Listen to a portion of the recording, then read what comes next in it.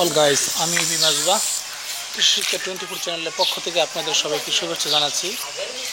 আমি সবসময় চেষ্টা করি ব্যতিক্রম ধর্মী কিছু ভিডিও আপলোড করতে, এটা আমার আরেকটা প্রয়াস। এখান থেকে আমি শুনে আসলাম যে আমাদের নারায়ণগঞ্জ জেলা আড়াইহাজার থানা ঈদবাড়ি গ্রামের মধ্যে কবুতরের খাঁচা তৈরি হয়, যেটা সমগ্র বাংলাদেশে এটা রপ্তানি হয়, বিক্রি হয়। তাহলে চলেন এখানকার যারা কারিগর এটা তৈরি করেন এবং কত বিক্রি করেন এবং কোথায় কোথায় সেল দেন এই বিষয়ে আপনাদের একটি বিস্তারিত তথ্য দিই। অবশ্যই আপনারা যারা কবুতর পালন করেন ঢাকা শহরে, এই খাঁচার রেটটা জানলে হয়তো আপনারা উপকৃত হবেন।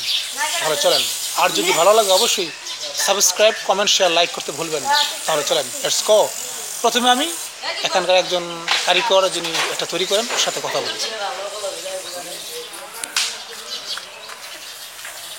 আচ্ছা, প্রথমে এটা কি প্রথম প্রসেসটা কি, যে বাঁশ আনেন? বাঁশ এটা কি কিভাবে আনেন? ট্রাকে করে নিয়ে আসেন? ট্রাকে করে নিয়ে আসি আপনার আমবাগ থেকে। মনে করেন যে এটা আসে আপনার থেকে কাপাইসা থেকে আসে আপনার আমবাগ। ওই ব্যাপারীরা মনে করেন যে ওই ব্যাপারী করতে আমরা আনি। আচ্ছা আচ্ছা।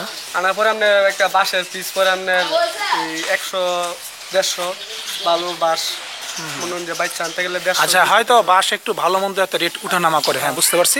তাহলে এটা কি বাঁশটা প্রথমে কাটেন সাইজ পরিমাণ কেটে এটা সিদ্ধ করেন কি দিয়ে, কোন মেশিন? আচ্ছা চলেন বন্ধুরা আপনাদের মেশিনটা দেখাই।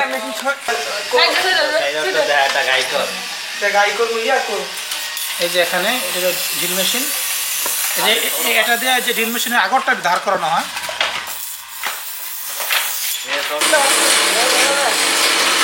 দেখেন সিদ্ধ করা হয়।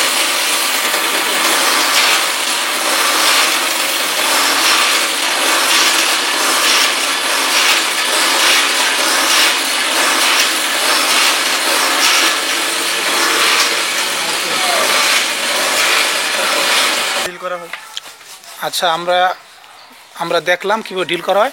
ডিল করার পরে কি প্রচেষ্টা করা হয়? তারপর আমরা যে পাতিগুলো আমরা চাষতে হয়, সাইজ করতে হয়, মানে বুড়ি ফেলাইতে হয়। তারপর আমরা ফেলানোর পরে আপনার এগুলো আপনার খুঁড়া করতে হয়। খুঁড়া করে শলাটা, এগুলো কি এগুলো? এগুলো পাইপ, প্লাস্টিকের পাইপ। এখানে প্লাস্টিকের পাইপও ইউজ করা হয় বন্ধুরা, দেখো। তো এটার দাম আসলে খাঁচার পরিমাণে বড় ছুটের দাম উঠানামা করে, তাই না? হ্যাঁ হ্যাঁ। এগুলোর রেট কিরকম হবে? এগুলো রেট আপনার 1500 টাকা, 1500-1200 এরকম আর কি। কাস্টমার বুঝে আপনার দাম নেওয়া যায়। আচ্ছা আচ্ছা আচ্ছা, আমরা দেখি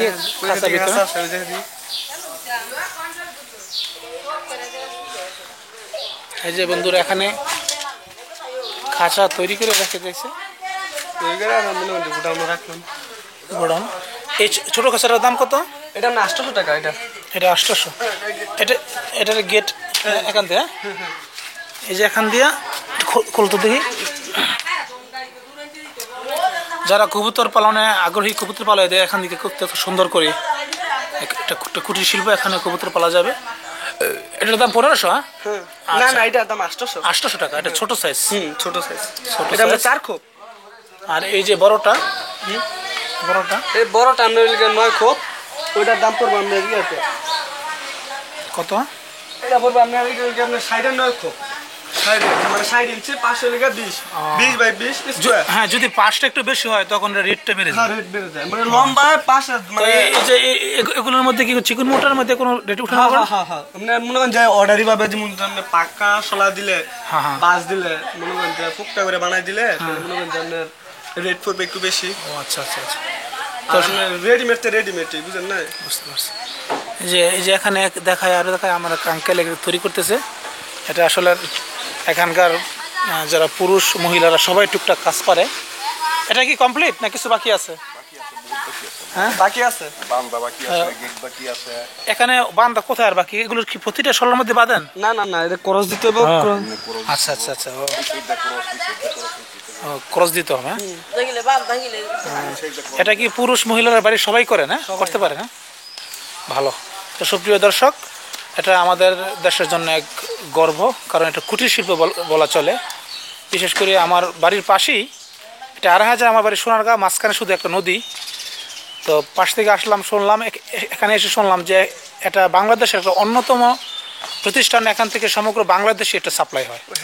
আসলে খুবই খুশির খবর। তো বন্ধুরা অবশ্যই আপনারা রেট সম্বন্ধে জানলেন, কীভাবে তৈরি করে দেখলেন, অবশ্যই কিনবেন এবং যদি প্রয়োজন হয় তো আমি ঠিকানা দিয়ে দিচ্ছি। এটার মধ্যে কবুতরের টাল নাই, খিসা নাই, রোগ নাই, তাপ নাই। লোহার খাতার যে টাল হয়, খিসা হয়, এটার মধ্যে টাল খিসা নাই। মানে কবুতর রোগ বালাই কম হবে, এর মধ্যে রোগ বাল্লা কম নাই, রোগ বাল্লা। আর লোহারটার মধ্যে রোগ বাল্লাই প্রচুর। আচ্ছা আচ্ছা দর্শক, তাহলে যদি আপনি এটা এখন কিনতে চান, হ্যাঁ বলেন, কিছু বলবেন। তারপরে এখন এক লোকে একটা রড দিয়ে খাঁচা বানাইছে 29,000 টাকা। 29,000 টাকা খাঁচা বানাইয়া ওই খাঁচার মধ্যে কবুতর থিয়া 54,000 টাকা কইতে উনি নষ্ট হয়ে গেছে গা। 54,000 টাকা কইতে নষ্ট হওয়ার পরে আমার থেকে 6 ফিট খাঁচা লেগে গেছে, 3 দিয়া বাসার খাঁচা। এগুলি কোনো বাল্লা নাই, রোগ নাই।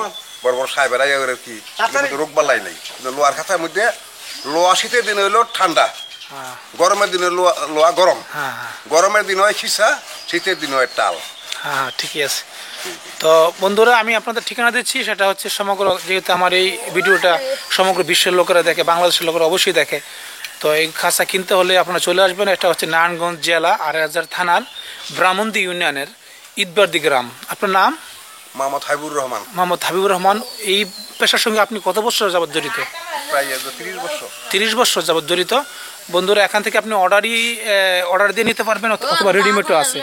তো অবশ্যই আপনারা খাঁচা কিনতে হলে এখানে এই ২৮০০ থানার, নারায়ণগঞ্জ জেলাধীন ২৮০০ থানার ব্রাহ্মণদি ইউনিয়নের ঈদবারদি গ্রামে চলে আসবেন।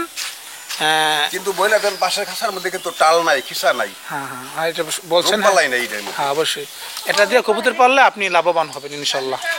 তাহলে আপনাদের সর্বশেষ একটা জিনিস দেখায় যে আসলে বাঁশগুলো কীভাবে প্রসেস করে, তাহলে চলেন। আসলে এই যে বাঁশগুলো এনে কীভাবে কাটতে হয়,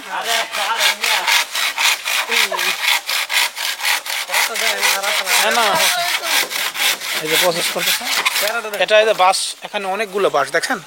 এই বাঁশগুলো প্রথমে এই নির্দিষ্ট একটা সাইজ দিয়ে এখানে কাটা হয়, কাটার পরে এগুলো বানানো হয়।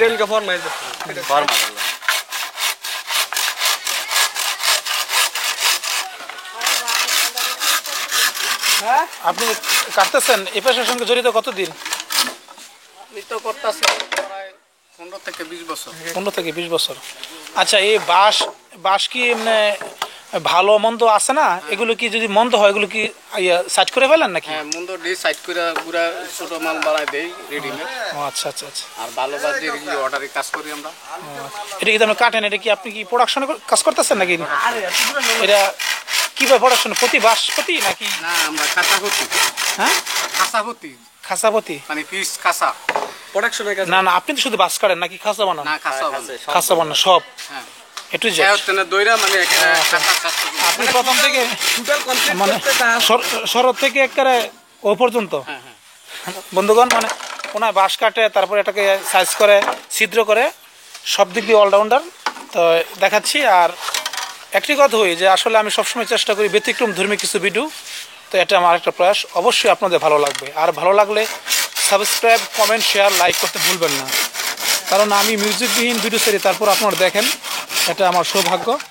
তো এই বলে আমি বিদায় নিচ্ছি আমার কৃষিকা 24 চ্যানেলের পক্ষ থেকে। আমি এবি মেজবা। আসসালামু আলাইকুম ওয়া রাহমাতুল্লাহি ওয়া বারাকাতুহু।